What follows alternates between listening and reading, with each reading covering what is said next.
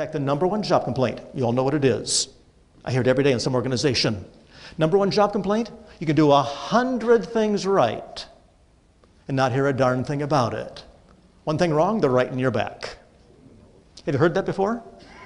Which is the dumbest way of managing, leading anybody. We're out there working, doing fairly well, no one says a word, one mistake, jump in our case. Now, I don't know, maybe I'm naive, but in the last number of years, I've had close to 1 million people in programs. I've not heard one person tell me they've gone home, end of a day's work, and said, can't stand my job anymore, headed up to here. All I hear on the job are compliments, compliments, compliments. How many have a hard time with names, remembering names? People say to me, Alan, that is not negative thinking, it's just plain reality. Nothing to do with reality, all negative thinking. For example, the man here in the red, your first name is? Robert.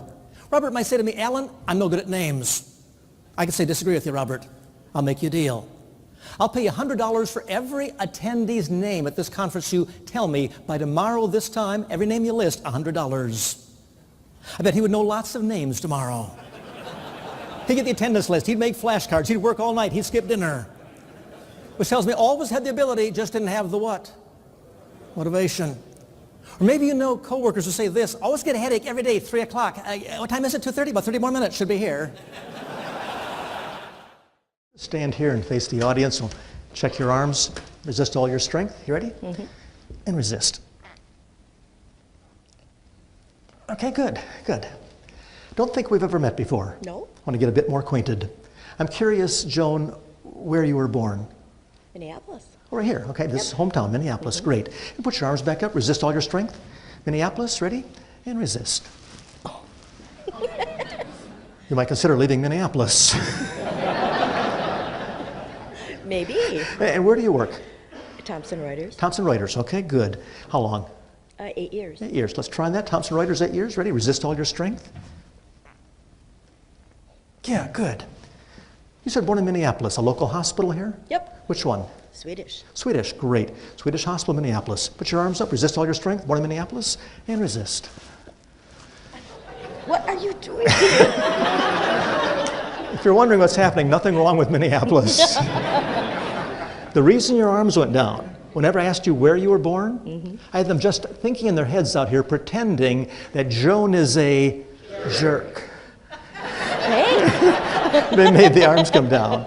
When I asked you about your job, they're thinking that Joan is great. Think she's a good person, good sport? You think so? Put your arms up one more time and try it. Ready? And resist. Yeah, great, thank you. Brings it right back up again. You can go back. Yeah, that's nice in theory, going acting enthusiastically, but what if you're understaffed in your department? What if your boss hasn't got a clue? What if your kids won't listen to you? If your husband or wife is difficult, is a nag, how do you stay enthusiastic around those types? Well, the answer's right there, that second point. And that is, do not catch the other person's disease.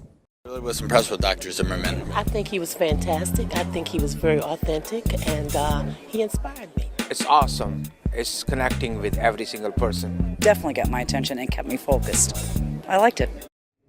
From his whole lifetime researching at Harvard, what brings about great relationships on and off the job? Wrote this big book of research. End of his life, he was dying. A friend sent him an azalea plant. In his weakened condition, wrote a note of thanks back for the plant. As he wrote the note, it suddenly dawned on him that the deepest craving in human nature was a craving to feel appreciated. So that is seldom, if ever, totally satisfied. Nobody gets too much praise, too much appreciation. So if you go out there and do that with your folks, your customers, you will have power. Not power over them, but power with them. In very simple terms, there are not many folks who walk this earth who have as their mission in life to make you feel good. If you do that for your customers, you stand up from the crowd. You have power to build partnership, to build relationship. Repeat after me. Tell them, I'm glad you're here. I believe in you. You're a winner. You're the best. You're a champ. You're cool. You're excellent. You're great. You can do it. You're a winner. You're the best. You can do it. You're the best. Check their arms again, please. Yeah, good. Great. I've actually discovered what I call the 50 most common killer thoughts and statements uttered on a job. If you will take those 50 statements, give them to everybody on your team, challenge the folks not to say one single one of these comments during the next hour discussion. You begin changing things from negative to positive. And I really believe that all of your customers, all of your teammates, even your family members, carry invisible signs around their necks.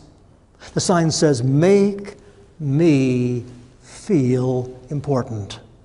Most effective people do exactly that. Well, the workers decide to send the secretaries a message. Got a piece of cardboard, piece of chalk, wrote out their sign, held it up. Said, "Out here, it's $60 an hour." I thought, yeah. That's passion. About what matters the most, where you spend your time, money, and energy, that really hit close to home with me. Oh, Dr. Zimmerman was phenomenal. Not everybody has that ability to tell stories and be able to apply it to what they're speaking, and it really makes it click for you, you know?